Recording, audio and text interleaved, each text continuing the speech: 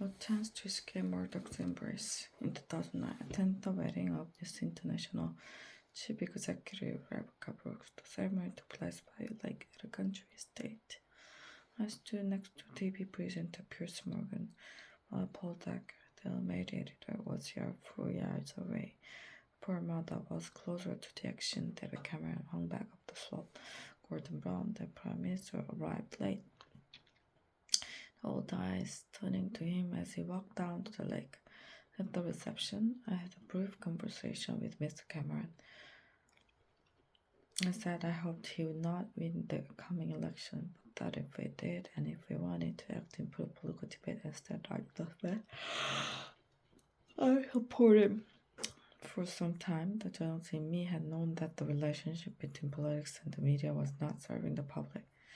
But it was my first-hand experience of this developing culture of views and negativity that convinced me the press and 24-hour news were making it more difficult for elected leader to govern. It's got worse, hasn't it? I said. I replied that he would be a much stronger prime minister were he to take office, not feeling he owed anything to the big media groups.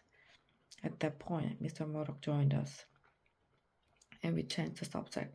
Perhaps we should not have done so. That we did, however, illustrate something of the dishonest at the heart of what are essentially political and commercial relationships. It is not easy to do what Ed Miliband level leader did last week, make himself an enemy of some of the media's most powerful forces. It was right that we got too close to News International, but it was also right that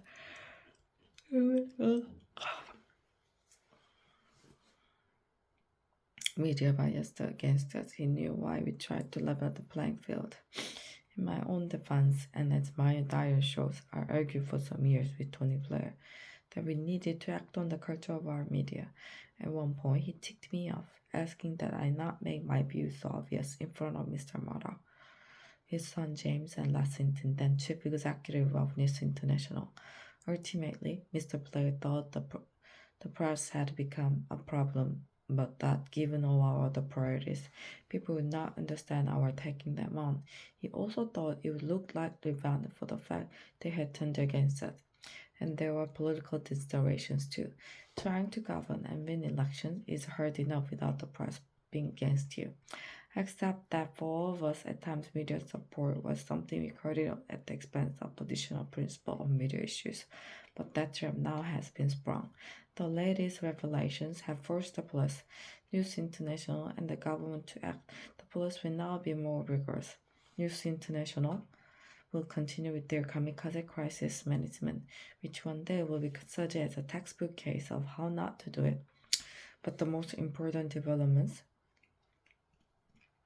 are the Prime Minister during inquiries into press practices and a new system of regulation. This means we now have once-in-a-generation opportunity for new settlement between politics, the media, and the public. Nobody can argue that we have the press we deserve. Pressured by technological change, a dominant strain of Britain's media has gone into a spiral of decline, in which this scandal is only the most dramatic development. Mr. Cameron did not look comfortable announcing the reviews. Relationship at stake, and given he hired Andy Curtin as his communication director, his judgment it too. Already the backlash from part of the press has begun, as they seek to maintain that anything but two slips of regulation is installed on a free press. But Mr. Cameron must stand back from all of that and ask himself what is the right thing to do. He did some of it last Friday. The judicial inquiry should be far-reaching. The news of the world is far from alone in the use of dubious and illegal practices, as widely ignored reports from the Information Commissioner have shown. Parts of Britain's media reminds me of the trade unions before Mrs. Thatcher. They feel untouchable. As I say above, Labour could and should have done more to deal with therapists. But just as the MP's expenses scandal emerged from the failure of Mrs. Thatcher's government to tackle MP salaries, so the system by which she showered honours on editors' honours. A practice to which we put an end with a rule that no serving editor could be honoured, means she to have something to answer for. Whatever the past, it is Mr. Cameron who must lead the country to a better place. Mr. Miliband has shown himself capable of playing a good and principled part, and so should the public. Ultimately, political debate will only improve if the public wanted to. If they channel the anger at recent events into an assessment of what kind of papers they read, whether they really want to live on a diet of celebrity, trivia, negativity, and abuse to coin a phrase, we're all in this together.